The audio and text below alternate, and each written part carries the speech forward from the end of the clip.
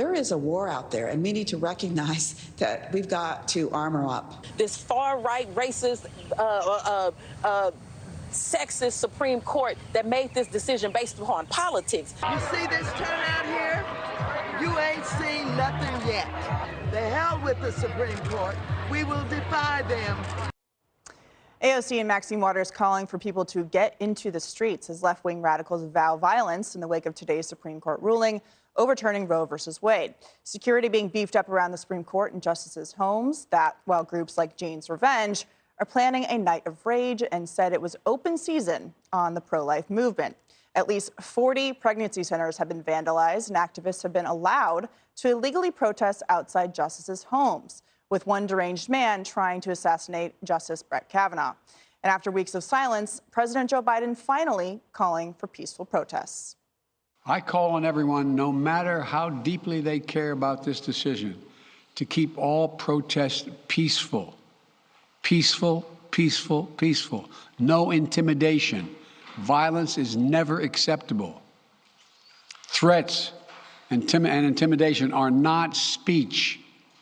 We must stand against violence in any form, regardless of your rationale.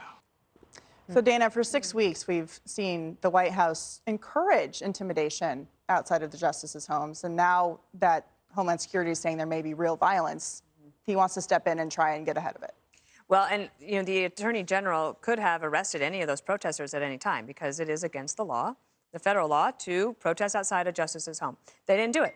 And now, actually, the Attorney General went to Kyiv, and I'm all for it. Like, go help support the Ukrainians, great. But on your way out, could you issue a statement or some guidance to the Department of Justice to actually do their jobs and enforce the law? And they didn't do that. So now there was no deterrence. So now Biden, 6 weeks later, is like, oh, and please be peaceful. But nobody's listening to him anyway at this point. Right. So if there is violence, immediately, they've got to put that out, or else it will just continue to simmer. And the other thing, like when Maxine Waters says, screw the Supreme Court, we'll defy them. I mean, the way to do that would be to argue persuasively in the states and to be organized. And I think that they do have a fundamental problem, though, that it seems the left has long had this disconnect with getting a lot of money from a small group of people on this issue. Mm-hmm.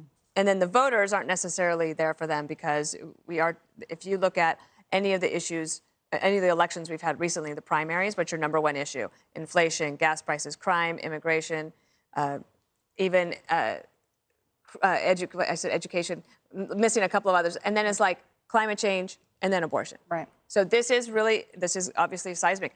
Who knows? But in November on election night, Martha and I could be sitting there saying, wow, abortion is the number one issue. I just kind of find that hard to believe. So Jessica, hard to imagine. You know, Dana makes the point that these lawmakers on Capitol Hill could say the states need to basically figure this out. Congress also could pass laws to do this. However, the last law they tried to pass was so outrageous and expanded Roe to the point of partial birth abortion that Democrats in Washington, who have a complete majority on everything, can't get it passed. So is the message here to get out in the streets and do what, since legislation seems to be off the table for Maxine Waters? You need to be very specific when you tell anyone to go anywhere, because there are nutcases amongst all of us, right? We have mental health problems, and political extremism are a terrible mix, and the left and the right both have them. So I don't like any of this talk. I was very happy to see President Biden be so declarative and so clear about this at this particular moment. But I've gotten this question a lot today, specifically about doing this in 2008 when Obama had the supermajority. Why was there not a codification of Roe on a national level? And I think, unfortunately, that we take too many things for granted and that people have only so much political capital. He knew that the ACA was going to be his crowning achievement. And so he moved on this thing that's gotten health care for over 20 million people. It's a really big deal. And it was hugely important. But now we're looking back at so many decisions, like Ruth Bader Ginsburg deciding not to retire, nuking the filibuster, and saying to ourselves, we have something that over 60% of Americans agree about to some level. I'm not saying up until the point of birth, but certainly in the first trimester. And now we're staring down the barrel of potentially half of the states restricting this at the 6-week mark. And we have to be smarter about it. It will not be the number one issue, but it already has jumped 17 points since the league came out. And this will matter.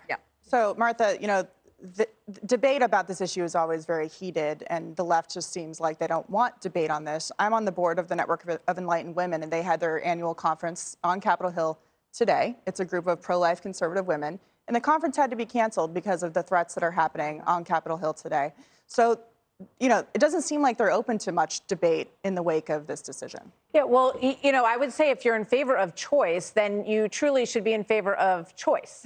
So if someone wants to go to a pregnancy center, if they want to carry their baby to term and adopt it, you should be in favor of protecting that right for them as well. So it really makes you question, you know, are you just pro-abortion or are you truly pro-choice? The other thing that I would just mention is that, you know, I look at President Biden, I look at Nancy Pelosi, who are both Catholics, who claim to be both, practicing Catholics. And I didn't hear once from either one of them today, you know, look, my faith is on the side of ending abortion in this country, but I respect that this is the decision that has been made, but from the courts, and I respect people's right to protest.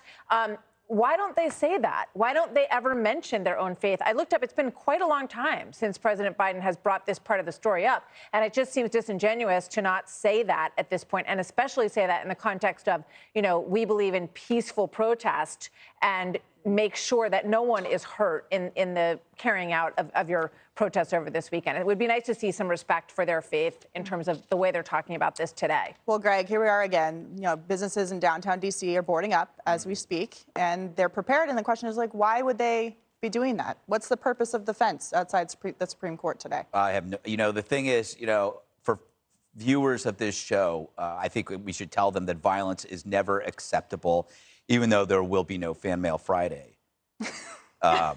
But you're going to have to just deal with that. Now, if they choose to bump my show, which we taped with Dana at 11 p.m., if they bump it because something's going on in D.C., then all bets are off. You can burn the whole place down, okay? Burn it all down.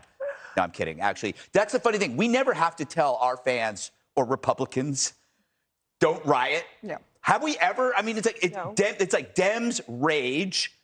It's like it's one word. Right? Is there any other kind of rage? We learned that violence is actually an effective tool in influencing justice. You witnessed the Ferguson effect. You witnessed the rioters and the arsonists. During the Floyd riots, they were effectively shielded from exposure because they were the right kind of protest. And they're always the right kind of protest on that side. Meanwhile, you know, some guy walks around on an unguided tour in January 6th and he's in jail for life for however long he's been in jail. But we've seen this on the left, campuses shutting down, speakers targeted, Trump supporters attacked early on. Remember that? When Trump got elected, you remember that? None of that stuff seemed to matter. Violence became their own language because they felt above and beyond debate. And that's the problem these days in woke culture, is that debate is no longer necessary. You just get violent because those are words. Violence is words. Words are violence. Can I just add quickly? There's been a lot of violence at Planned Parenthood clinics. There was a federal judge. And it's unacceptable.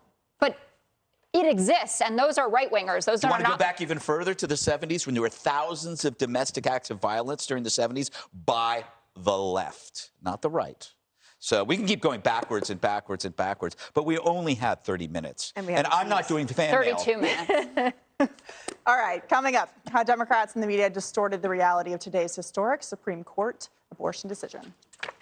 Hi, everyone. I'm Brian Kilmeade. I want you to do me a favor. I want you to click to subscribe to the Fox News YouTube page. This is the only way that I know for sure that you're not going to miss any great commentary, any great news bites, any great interviews coming your way on Fox. You can get it all here on YouTube. So subscribe right now.